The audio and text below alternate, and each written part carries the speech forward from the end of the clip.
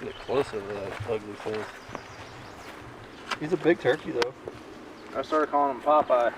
He's got that eye all goofed up. There was one on top of his eye, like it was huge. Yeah, that one came off. It was one that covered his whole eye. Yeah, they look a little darker now from the picture that you sent me earlier. Yeah. Have you ever seen anything like that, 80 little? Not in person. Dallas 515. I mean, the bird looks healthy enough. The bird looks to be a healthy bird. It's a big bird. 515.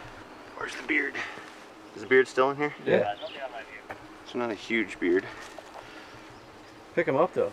Yeah, he's heavy. He's definitely a heavy bird. Is it about 8-9 inches? Yeah, 9 or so. So initially looking at this, I would say it looks kind of like avian pox. There's no way to really know without having it taken to the laboratory where they would cut it open and look at it a little further. But you know, looking at the lesions here on the skin, avian pox is going to be found on the skin of the bird, whether that's the head, the neck, even on the legs. I don't see anything else here on this bird, just here around the eye. Definitely causing some blindness here in the eye. But obviously an overall healthy bird.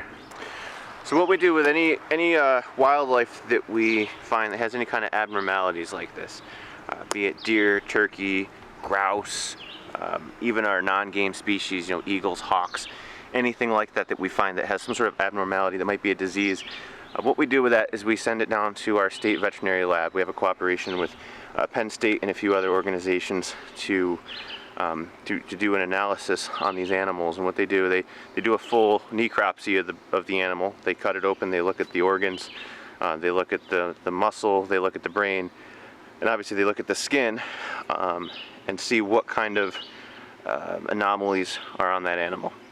And if they see things that are strange, they look at them under a microscope, they compare them to other samples that they have, and ultimately they're going to end up running blood tests too. And the blood tests will come back, they'll show whether that's got some kind of West Nile virus or other bloodborne pathogen that they can identify that would cause a disease or something with the animal. So this animal here, this is going to get sent off, and a whole analysis is going to be performed.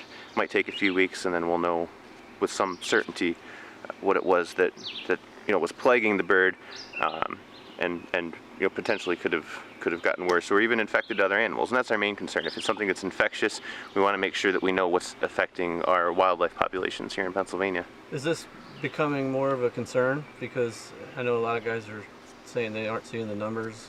There's kind of a decline. Wildlife diseases are always a concern to some extent. It's something that always happens. Just like in humans, there's always diseases, illnesses, viruses that are going to cause some kind of issues.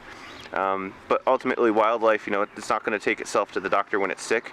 So it's up to us to identify these animals and have testing done to make sure that if this is something that's out there, we want to make sure that it's not infectious, it's not something that's growing and ultimately killing our wildlife. So no matter what the disease is, not just turkeys, all wildlife in general, we want to try to monitor the populations and make sure that it's not out there killing our birds. So you're in Pennsylvania. I'm with the Pennsylvania Game Commission. We're the agency that manages our wildlife for the state. We oversee the hunting and trapping side of things here. Anytime you harvest a game species that is unfit or has some kind of weird health thing that maybe you're concerned with, maybe you don't want to consume the meat, or maybe you just think it's something that we should know about, you can contact your agency, in our case the Pennsylvania Game Commission, and what we do, we come out, we collect the animal, we look at it, and if it's a game species, and if you choose, we'll just fill out another tag for you. Now if you take it in the field and you do find something strange with the animal, we certainly want you to tag it as if you would have if you were keeping that animal.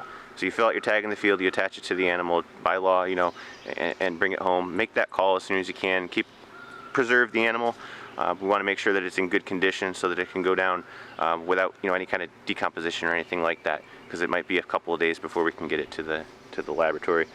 But yeah, talk to your game warden. We love coming out and looking at animals that have anomalies, because we're kind of the ones that get to see it all. We check hunters in the field. We look at people's harvests. We like to see what the guys are getting and gals, and overall, we love to see the condition of the birds, of the animals. And in this case, obviously this is something that's strange. It's a highlight of my day to come and take a look at this. So I think it's pretty cool. And we'll cut you another tag, and you can go back out hunting after I leave here. Probably won't get one as big as this one though. I don't know. Maybe about the same size, maybe a longer beard. But it is a good looking bird. He's heavy. Yeah, avian pox is considered something that can be spread between turkeys. There's no threat of contracting it as humans, but it is something that can be transmitted to other turkeys. Is that something that'll kill them eventually? It may. I'm not an expert on that, but I mean, as you see here, the pox here, or the growths on its face, were around the eye.